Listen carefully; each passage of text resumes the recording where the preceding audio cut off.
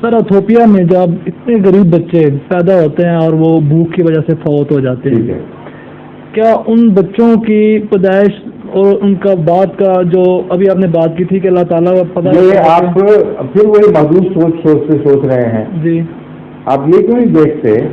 کہ خدا تعالیٰ نے اگر انسان کو اپنے اقتصادیات کو حکمت سے چلانے اور نہ چلانے کا اختیار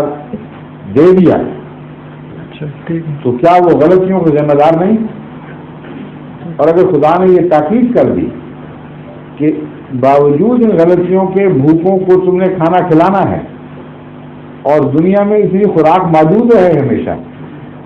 کہ اگر کوئی کھلانا چاہے تو کھلا سکے، تو پھر مجرم خدا ہے یا وہ لوگ ہیں؟ وہ لوگ ہیں، سمجھ وہ لوگ. اور اگر ان کی زمین کی آواز بھی ان کو یہی بتا رہی ہے کہ کھلانا چاہیے اور پھر وہ غلط فیصلہ کریں، پھر کون مجرم بنے گا؟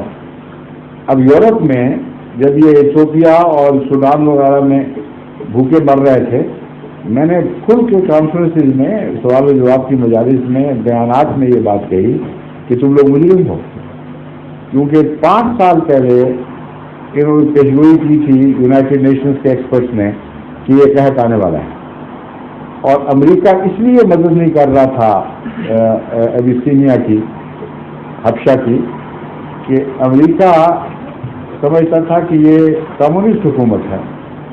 اگر اس حکومت کے ذریعے لوگوں کو روٹی مل گئی تو کمیونزم پاپولر ہو جائے گا یا روس کے خلاف نہیں ہوں گے، اس لیے اس نے عمدن بھوکا مرنے دیا، اور روس یہ سمجھتا تھا کہ جتنی بھوک ہوگی اتنا یہ کیپٹلزم کے خلاف ہوں گے۔ دونوں نے اپنے اپنے خود غرضی کے کچھ فیصلے کیے، نتیجہ یہ کہ خدا کی مخلوق مر رہی تھی۔ یورپ کا یہ قصور تھا کہ جہاں اس زمانے میں سرخیاں چھپ رہی تھیں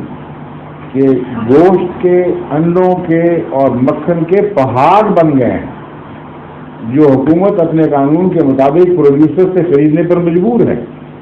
اس کو ہم کہاں پھینکیں؟ کسی نے، شریف انسان نے یہ نہیں کہا کہ بھوکوں کے پیٹ میں تو نہیں پھینکتے، تلف کیے گئے لیکن یہ توفیق نہ ملی کہ ان تک پہنچائے۔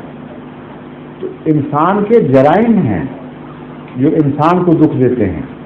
اور جہاں اجتماعی اختیار دے دیے گئے ہیں وہاں پھر انفرادی دخل اندازی کا حق نہیں ہے۔ جی میں سمجھ جاؤں گا۔ تو ایک سوال اور ہے، ظہور مہدی آخر زمان ہے